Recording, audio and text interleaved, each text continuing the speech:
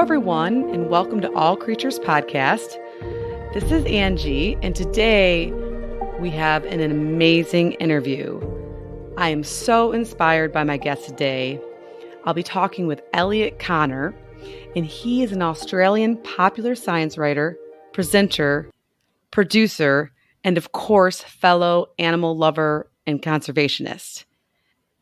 He is a TEDx speaker, an author, a new podcast host, so we're going to definitely have a lot of fun talking about that, and a filmmaker, not to mention for the fact that Elliot is best known for being the founder of an international environment NGO called Human Nature Projects. I'm just so excited to have Elliot here today talking with us, and I know that he'll be an inspiration for you, and hopefully today he's going to let us in on the secrets of how he juggles all of this, including winning several honors and awards, and just how he's been influenced by animals and the nature and where we're going in this world. So, Elliot, are you there? Yes, I'm here. Thank you, Angie, for that wonderful introduction. Yeah, really looking forward to having a little conversation, and hopefully I can shed some light on what it is that I do and how we can adapt our human relationship with nature in these very uncertain times we're living in. I know. Well, and I wish you could see me. We're not able to have the video chat going just because my internet connection's a little poor right now, but my face is smiling so big. I've been looking over your portfolio and at all your social media sites, and of course watching your TEDx video, and I am just amazed. I mean, I think when I was 17, I don't even know what I was doing. I was definitely knowing that I loved animals and wanting to study animals, but not really having any idea of how to do that and what that meant, and how to help the environment. So you're gonna let us in a whole bunch of secrets today, I hope. But before we get started, I was hoping you could give our listeners just a little background about yourself, where you live, what you studied, and things like that. Of course. So, as you mentioned, I'm 17 years old, which means that my day job is still very much the schooling career. I'm in my final year of high school here in Sydney, here in Australia. And aside from that, I spend most of my time doing various sorts of environmental volunteering with maybe 24 organisations. So I love to get involved very deeply in the space, trying to spread my expertise, my skill sets across all sorts of different ventures. But chiefly, my goal is to reframe this human relationship with nature. So looking at how we as humans interact with other animals and how we view our place on this planet, and then trying to use storytelling and messaging of all sorts to try and shift the perspective of how we see ourselves as humanity, and then how that translates into how we treat other living creatures. So that's, I guess, a bit of what I do, and I'm hoping very much to make a career out of that, but we'll see where that leads. Well, and now, Elliot, did you always have an interest in nature and animals? I think so, yeah. I think with most people working in this space, it's something you were born with it. Very much born with. You grow up with it. Certainly. Yeah. So I mean, I was born into a British family. Lots of bird watching, long walks in the countryside and such, which I guess has put nature in my veins. I was always taking holidays to see animals, going on safari or what have you, and then I guess I've just been very fortunate with lots of experiences, having that connection with other animals. I have raised all sorts of creatures at home, from fig tree leaf beetles to assassin bugs, stick insects, bearded dragons, so lizards. Yeah, I really enjoy looking after animals and appreciating them in their wild state as well. And I think that is what defines most environmentalists, having that ability to appreciate other animals and to really get to know them on their own terms. I think that's how anyone gets into this space. Yeah, or finding out that a bearded dragon does have a personality or a stick insect. People that are listening might be like, what? An insect has a personality or a lizard? And when you get to know them closely, when you care for them, you realize that yes, they definitely do. It might not be as bold and obvious as like your dog's or cat's personality, but there's definitely a connection. And so I was wondering, Elliot, if you could share with our listeners if you have a favorite animal interaction story that helps solidify your love for wildlife. Oh, which to choose? Any of them, all of them. Let's hear some. Yeah. I mean, I've been very, very blessed with some of the experiences I've had to date. Even right now with the current climate, with the lockdown, with COVID and such, I'm an animal rescuer here in Sydney. So taking in injured animals from all around the district, which are reported in by members of the public, and then just giving them whatever treatment we can, whatever assistance to rehabilitate and eventually release them. We've currently got a tawny frogmouth in care, so like a sort of owl. A nocturnal bird, feed it young mice, frozen mice.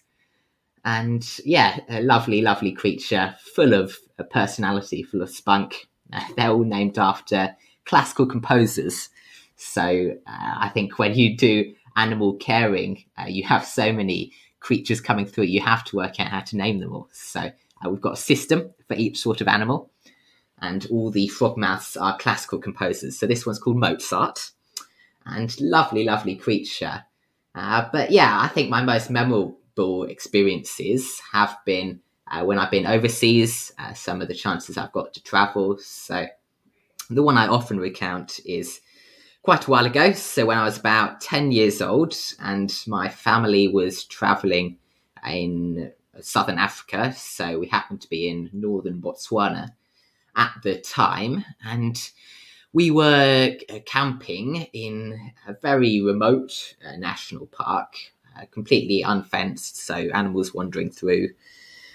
And I was walking back from the campsite toilet with the remainder of my family, so my two parents, my two siblings. I was lagging slightly behind, I think. So, I mean, just at that age where you're starting to gain some independence, lagging maybe 2-3 meters behind, appreciating the nightlife, the stars, etc., etc.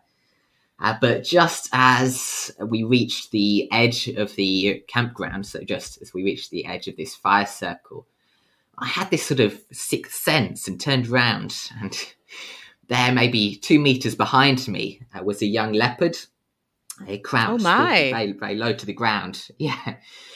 So it's one of those moments you don't forget. I looked into its eyes for several seconds, and I think neither of us moved. I said something very understated, like, I think there's something behind me.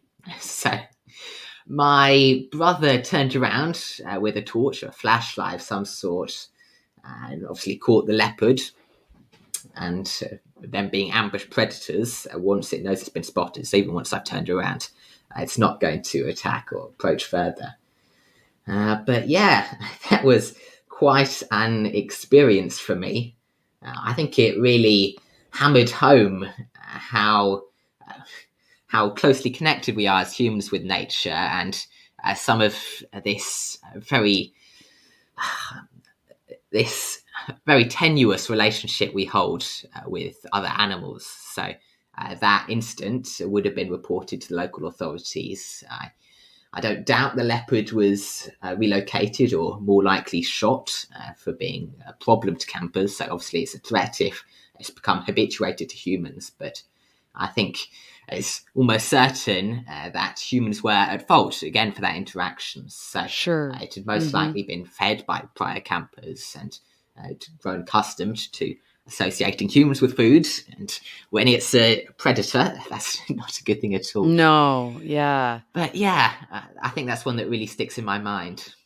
Oh, I bet I can imagine that one sticking in your mind. I don't know whether to be envious or what, because I've been blessed enough to travel Africa a few times and go on safari, and I have yet to see a leopard. And it's a running joke in the podcast because one of these days I know I'll see one, but I do agree that I would not want to see a leopard in the way that you saw one. I would want it to be in a tree during the day and me being in a vehicle with my camera at a safe distance, right?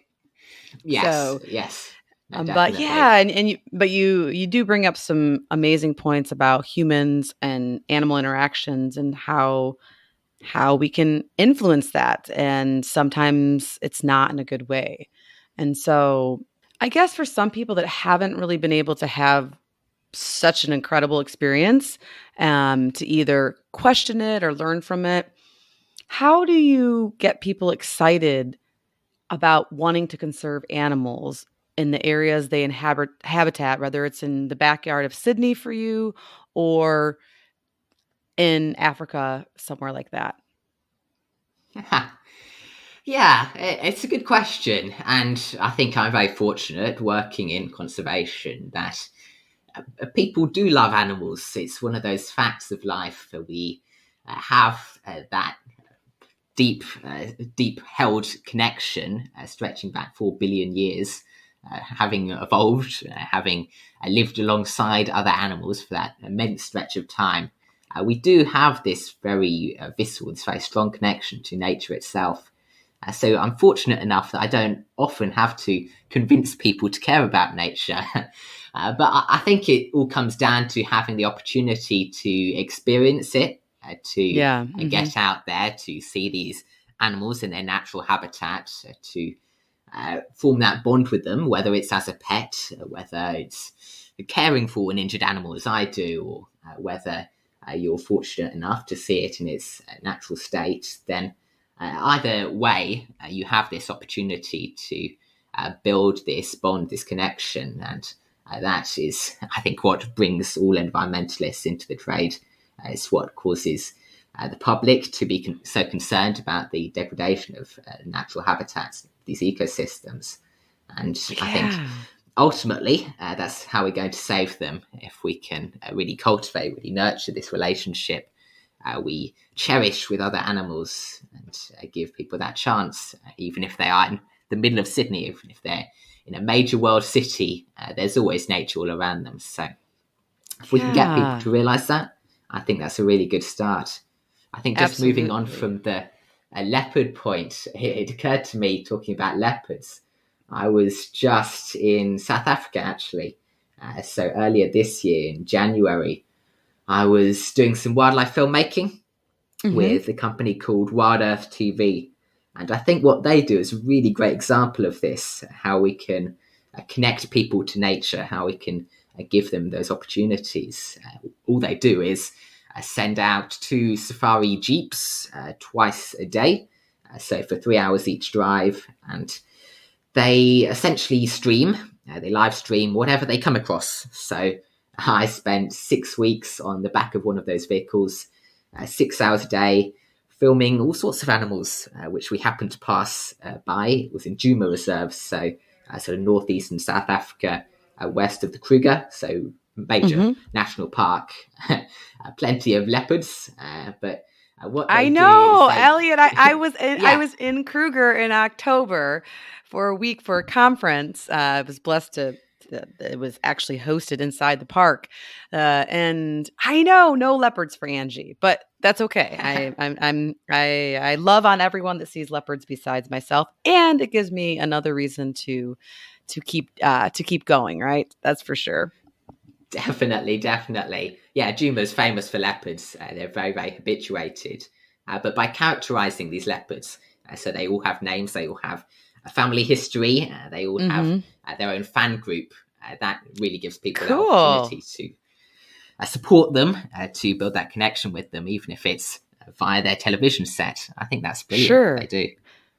Yeah, well, the technology is incredible. I mean, the fact alone that I'm in Michigan talking to you in Sydney, Australia, or if you follow some of these social media links, I follow one from Kruger that's live Kruger, and people put up the different videos that they see at different times, and so you really can be connected in somewhat of a different way, but still have the ability at the touch of a button or the stroke of a key to do some type of interactions and to see behaviors and to maybe answer some questions or to at least get excited about animals. And for me, and I know for you, and probably for a lot of our listeners, animals, it's easy for them to excite us and inspire us. You've mentioned obviously the leopards and your bearded dragon and some of the other animals that you rehabilitate. But now might be a difficult question. But Elliot, who are some of the people, the humans that have inspired you along the way?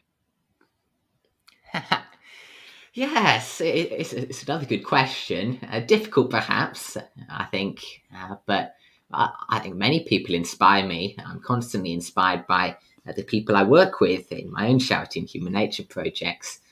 Being able to speak with a dozen leaders a day from as many countries is certainly inspiring.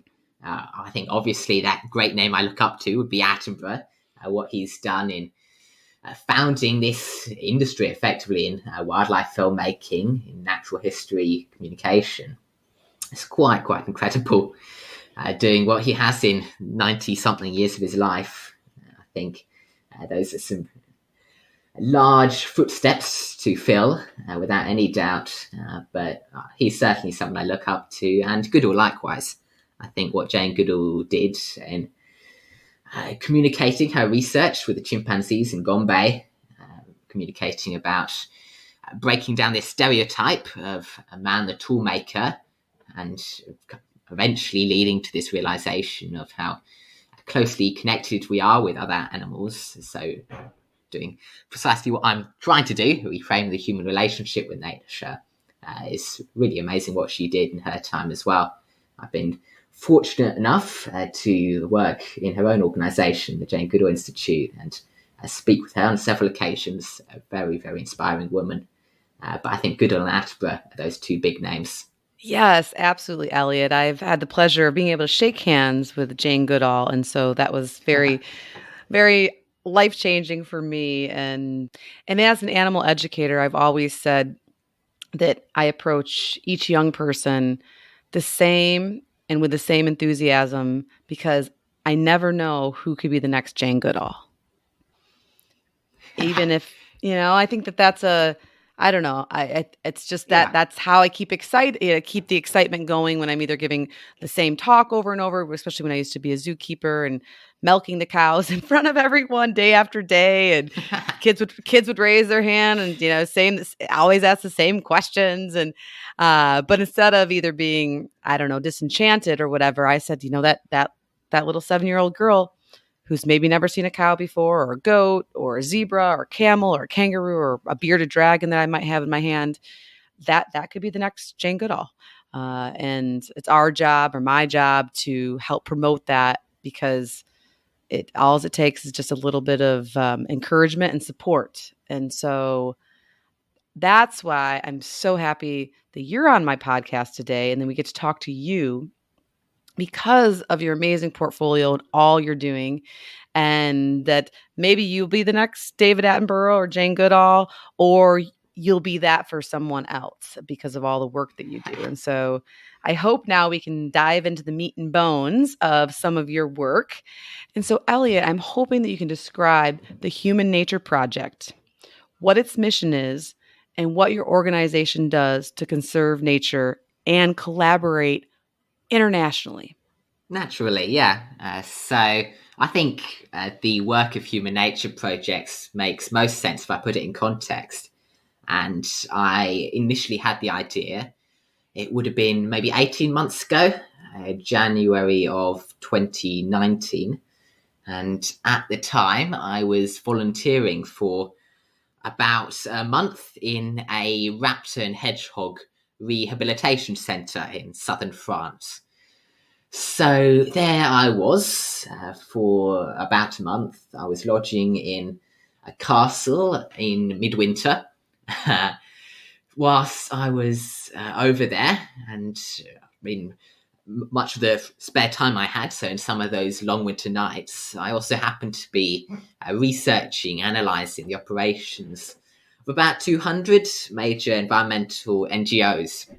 Okay. So I'd been volunteering quite extensively in the space for several years prior to that, but found it really, really challenging as a youth, as a minor, and here in Sydney to get involved in those organisations. I found they were very inadequately equipped to accommodate volunteers, especially with some of that bureaucracy caused by the age, caused by the duty of care, etc.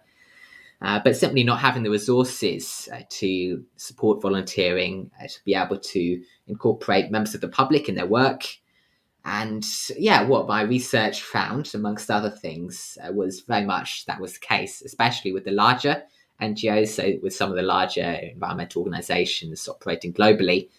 They just weren't set up to allow your everyday Joe, who perhaps doesn't know a great deal about animals, about wildlife, about nature and what they can do for it, to become involved in their activities. Human nature projects essentially was my solution to that. And what we're trying to do is create that entry point into the space, making environmental volunteering accessible, creating a community within conservation. I think it's very, very important in such an isolated field to be able to connect with people across the globe with similar interests, share ideas, collaborate on projects, support each other's work. It's a sort of flattened leadership structure, and I think that definitely heightens the engagement of our volunteers. They can propose projects, they can lead their own national chapter if they're so inclined. They can contribute through the international working groups, so with their own interests or skills, matching that in with similar people across the globe on projects which may interest them. So very much tailoring the experience to whatever their desire may be, how they want to change the world. And there's certainly a power in what we've seen in the last 12 months as Human Nature Projects has grown and scaled. We're now in 105 countries, verging on 1,500 volunteers. And it's been amazing as a journey for me. It's certainly a steep learning curve, but trying to equip your everyday person to really make the world a better place. Wow, Elliot, that is just incredible. And as you mentioned, there is a huge learning curve whenever you dive into things that are unknown and new to you. I think it's just people have to be, as you have shown, unafraid to make mistakes in order to grow. And I think that that's how you do grow. And if you're working on an organization now at the age of 17, I can just project ahead 10, 20, 30 years from now, Human Nature Projects or anything else that you're working on and working toward is going to be that much more successful, because I'm sure every day, every month, you're learning so much about what works and what doesn't work. And that is a huge database of knowledge that is going to be incredible right now, but then also for the future. So for our listeners, could you just give an idea of one or two projects that people under your umbrella organization are working on? Sure. So, as I mentioned, we're sort of working on those two levels. We have these national chapters in so many countries, and we have the international working groups, which obviously are international. They're across all these different countries with countless volunteers, but organised according to the skills or interests those volunteers possess. So on that national level, we've seen things like tree planting. We've just launched a major educational campaign, so a toolkit, which is helping schools set up clubs for environmental education. So that's been major work, but soon to be launched and distributed globally. We've seen like film screenings. We've seen fungi forays, bird watching competitions. We've seen all manner of things, and I think that's part of the beauty of it. All these projects very much tailored to the community needs and interests.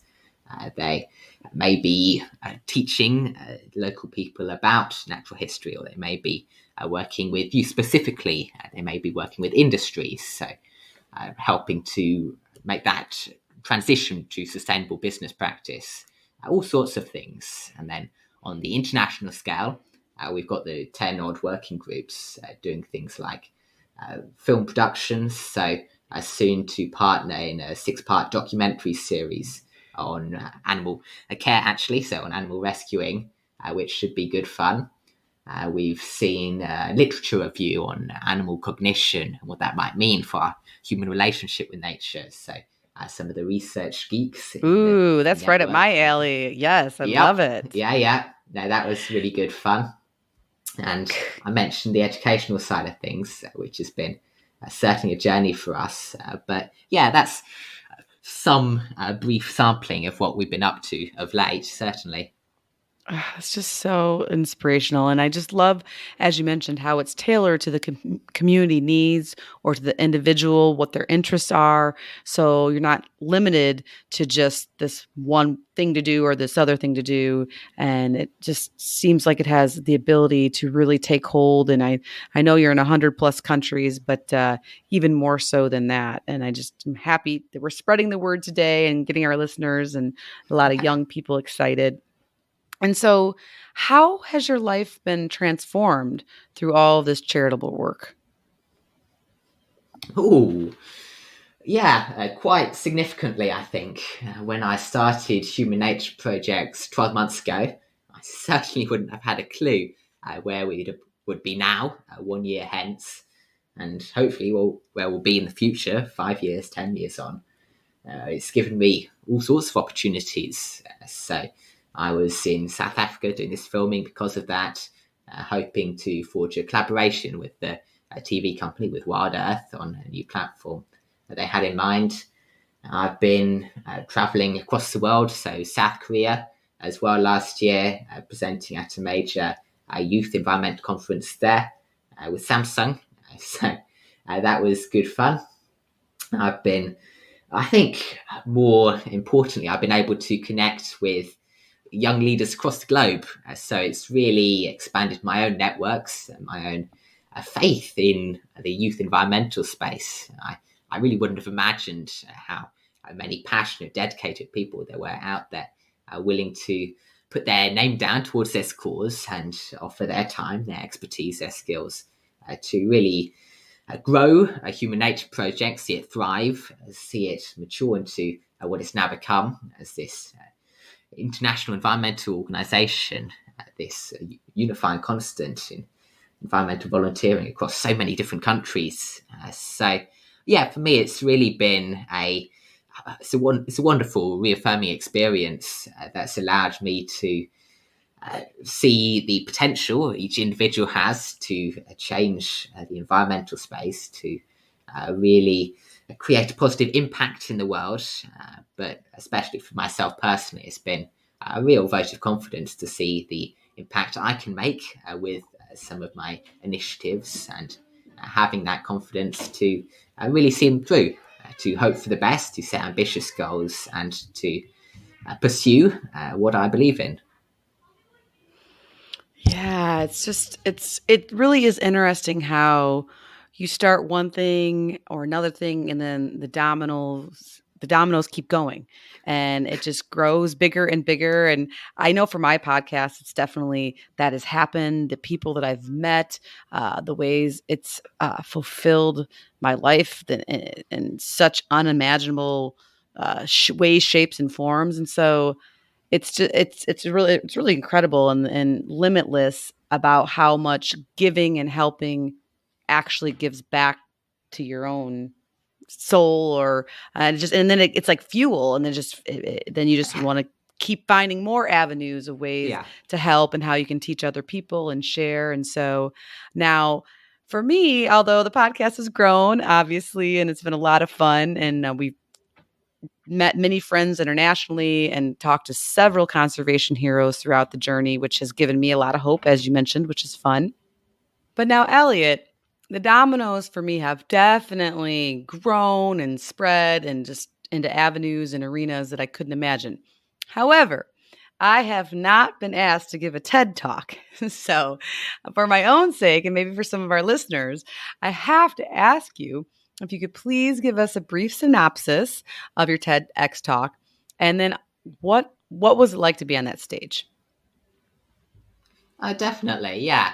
So the title of the talk was Evolution and How to Save the World.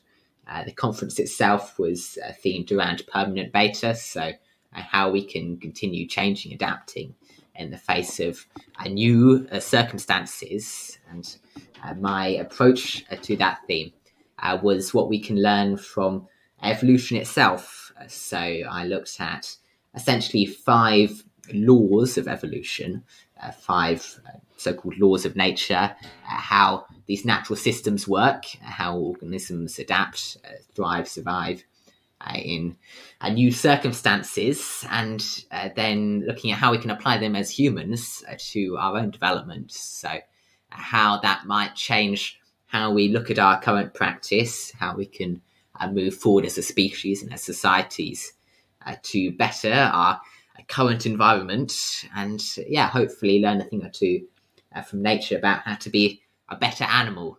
So really looking at nature from that unbiased viewpoint, taking a step back, distancing ourselves, and seeing just how much there is to learn from other animals, from natural systems. I speak very briefly about biomimicry, so taking nature's inventions and then directly appropriating them to human systems, human commodities.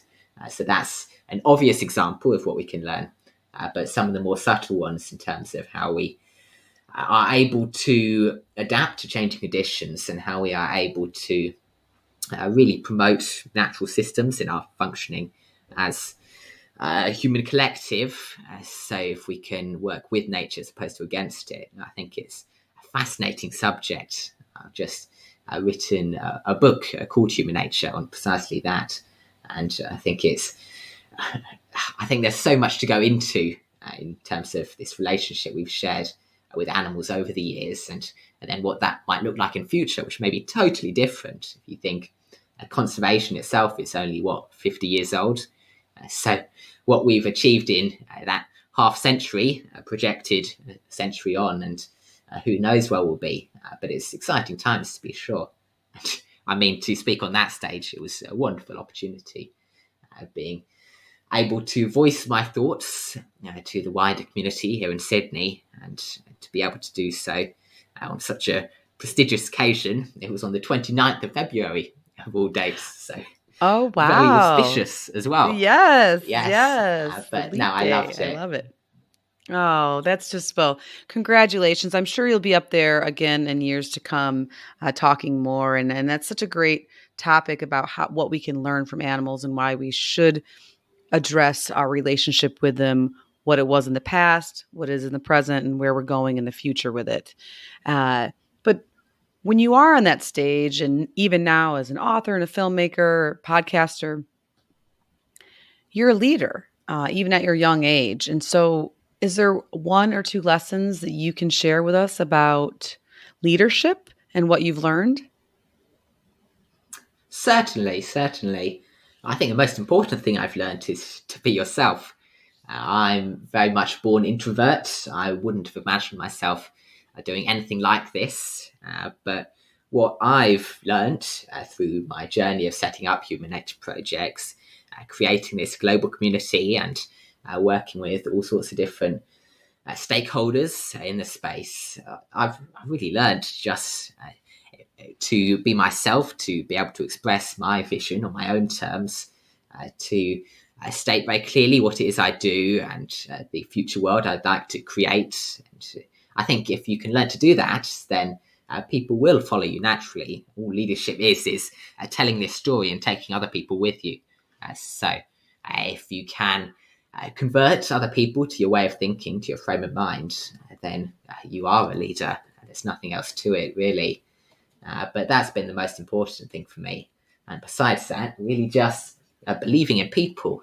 There's been so many times through this journey of mine when I've been immensely impressed by this people power we've seen, people protecting the planet, and the wonderful strength in this grassroots movement, but scaled up globally. So I think there really is no limit to what we as Homo sapiens can achieve if we put our minds to it. So that's been the other important learning for me, just to believe in others as well as myself. Well, yes, Ellie, and I always encourage everybody, all ages, all over the world, get involved, whether it's locally or internationally, whether it's from your couch or more aggressively by participating in this event or that event. But I also tend to put a lot of hope, I suppose, into the youth, into someone like yourself. So with everything that's going on in the world now, especially with conservation and global climate change, things like that, what do you think the role is that the youth can play to help shape the world into a better place? Ooh, I think the role is severalfold. I think, firstly, it's as that X factor, that unknown force, that inspiration very much to older generations. So that spark of new ideas, reinvigorating some of these discussions, new viewpoints entering into the space, and what that might mean for changing the current conservation practice. I think youth chiefly act as maybe the conscience of older generations.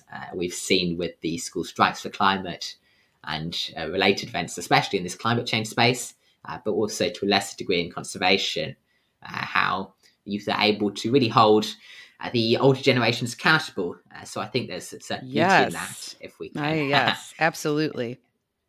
Yeah, I think there's definitely a beauty in that if we can reinvigorate some of what's being done, but also add new ideas into the mix, and to be able to share our perhaps more idealistic perspectives of what the future world might look like. Of course, it's this world we're going to live in, so we're very, very invested in fighting for it and fighting for this world we'd like to see. But yeah, I've seen youth in this space doing incredible things. And chiefly it's about trying to reframe the dialogue in a way that really benefits the Earth and its future inhabitants. Yeah. And so, Elliot, what is your advice for young people that love animals and want to help save them?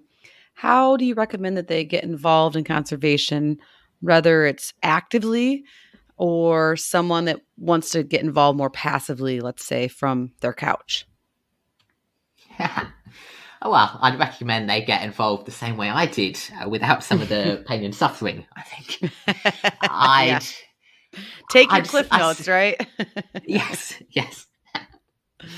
No, I'd say that if you're clear what your skill set might be, how you can contribute to the space, then just go out there with that. Find a group of like-minded people who can take you on, who can support you in that journey. Our community is really important in what we do.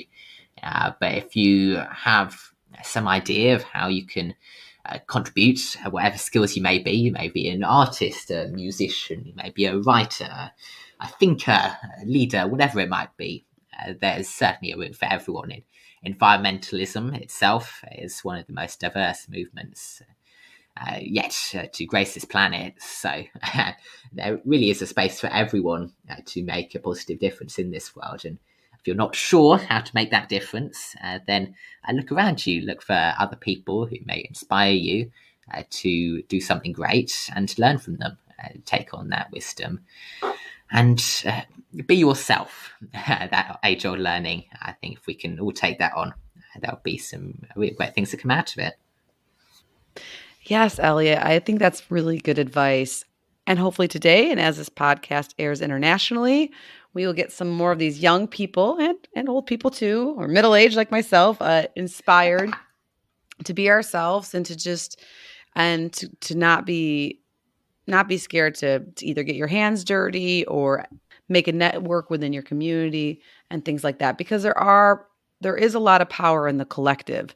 It can be scary if one person can't make a difference. I tend to disagree with that, but I will say that it's much easier to work together or find organizations or people that support your beliefs and also want to make a difference too. And so we'll for sure put all of your information on our show notes so that people can get in touch with you and see what you're doing and be inspired.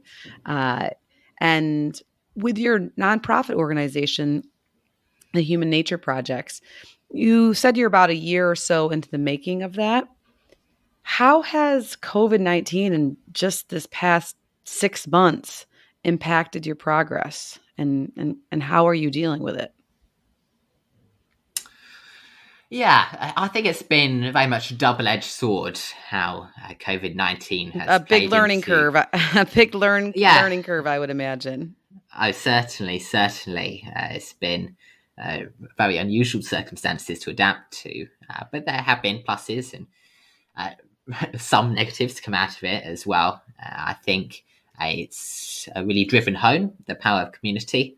So we've seen solidarity rising amongst this global community, be it about COVID-19 or about environmental health. And we've had this very strong link drawn to treatment of other animals, so COVID-19 being a zoonotic disease, and how that's led to this current crisis. So a growing realization that we do need to treat other animals well if we're to survive as a human species, how closely interconnected we are with natural systems. It has caused some challenges. So obviously all of our in-person activities, the workshops, the trainings, tree plantings, all these activities across the global scale have had to be postponed or cancelled, which has caused a lot of late nights, a lot of long work hours to set things straight. But I think it's also driven home how effective the Human Nature Project's model is, because we've kept on going, kept that momentum, moved all these activities online, and being across so many different countries, we obviously can really promote through these online means. So we had a live stream event for a 1-year anniversary with all sorts of people tuning in and having that chance to share their thoughts. So a really nice format, and all sorts of online webinars, conferences, those sorts of things. And then planning ahead. Now, of course, we've just passed that 12 months, so looking 5-10 years into the future. So I guess it's that chance to really plan big for when things do return to a state of semi-normality, and having some plans in place for what we can achieve then. Yeah, and I was going to ask, Elliot, what are your plans for the next 5 to 10 years?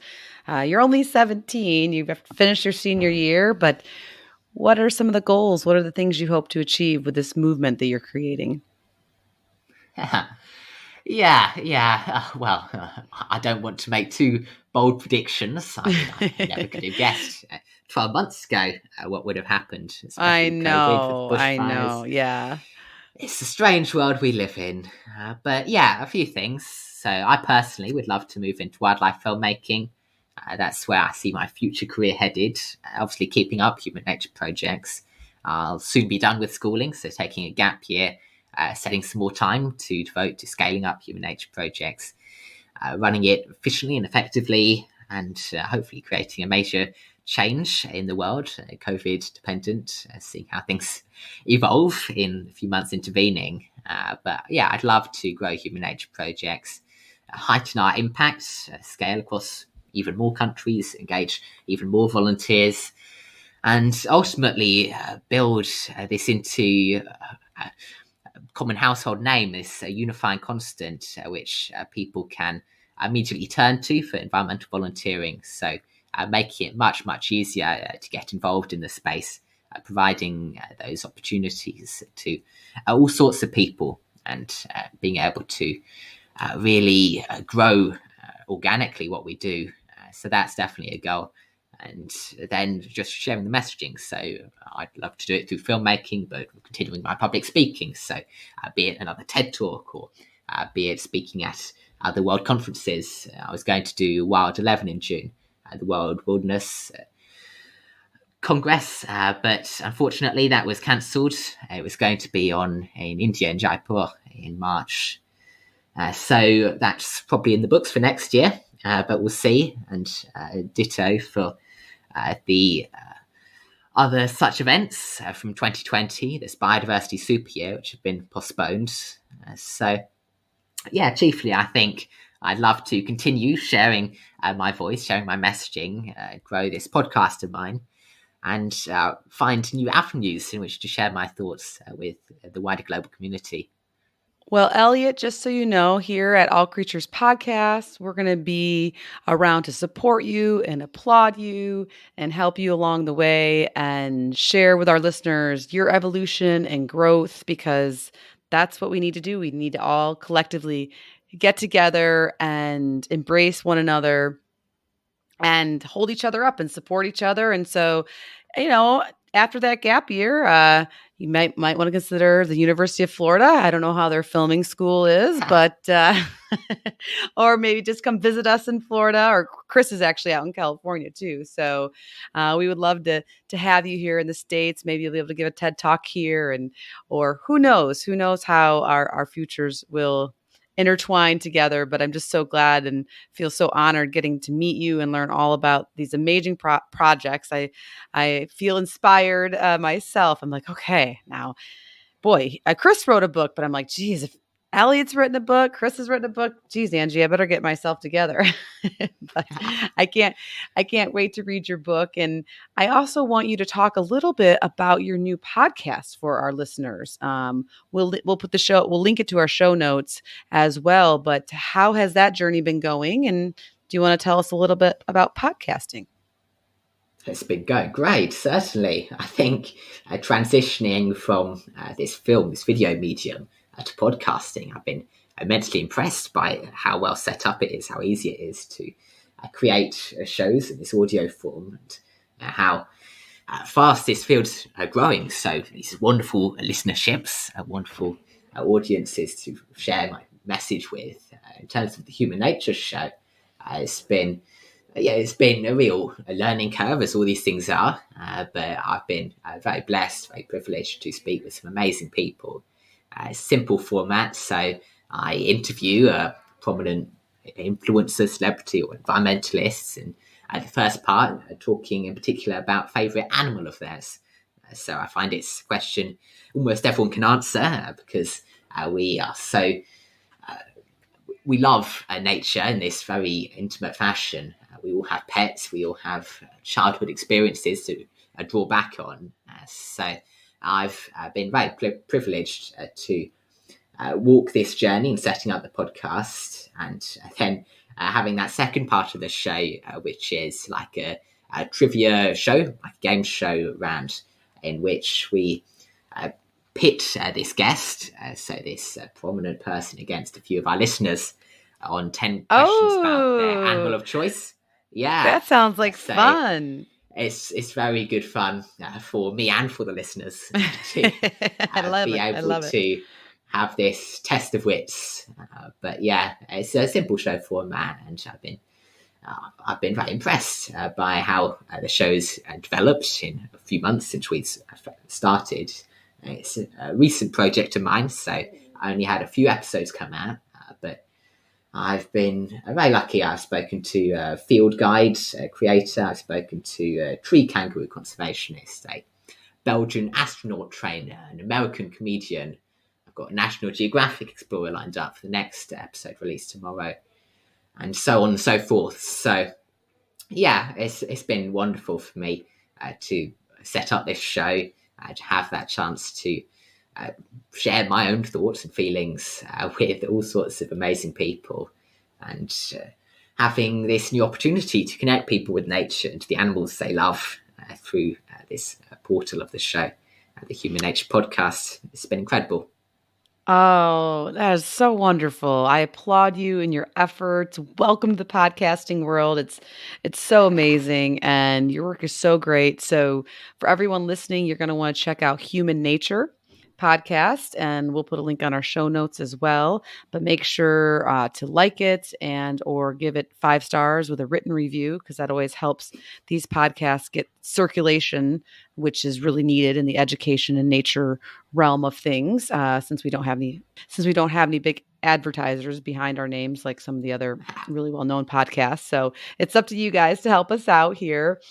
And if you're also interested in more of Elliot's work, you can find him at www.elliottconnor.com. And I'll put the link on our show notes as well. Plus, I'm sure you're on several social media channels, Elliot. Is that true? It certainly is. Yes. So you can find me on Facebook or Instagram at elliotconnor.eco, or you can find me on Twitter at eco_Elliot. Awesome. And like I said, we'll put all of that on our show notes, but be sure to follow him, like his page, and stay updated with all these amazing things that Elliot is up to. And of course, make sure and like Human Nature Project on Facebook as well. So you can keep updated on all the incredible conservation work globally that Elliot and his team are working on. And Elliot, I want to give you from the bottom of my heart, a sincere thank you for sharing your story with us today and taking me and our listeners on the journey with you. I have goosebumps thinking about all the incredible work you've done. And I know you're young and I keep bringing that up. It's just because it's so inspiring to me and hopefully to all of our listeners that one person really can make an impact, but by working collectively will make even a greater impact. And I also hope that you and I can keep this conversation up once a year or so. I'm going to be checking in on you. I know you're going to do great things. And I want to be able to say that here at All Creatures, we were on the early Elliot train. Like we knew you're awesome. We knew you were going to be the next David Attenborough or Jane Goodall. And so I'll be looking back at this interview from years from now, smiling because you're just an inspiration, Elliot. So thank you so much for being here with me today. No, thank you, Angie. It's been a wonderful opportunity to have this conversation, and hopefully the listeners found it interesting, gained some insight from our little chat. But yeah, definitely keep in touch, and I'll be following the evolution of this podcast too. It's wonderful the work you're doing, sharing the stories of these amazing environmentalists. So kudos for running this show, and thank you to our listeners as well. Oh, well, thank you. And hopefully one of these days I'll get to Australia. We have lots of fans and you can tour me around Sydney. Definitely. And I will do the same in Florida. So take care, buddy. It's been a great time talking with you, Elliot. Bye-bye. Thanks.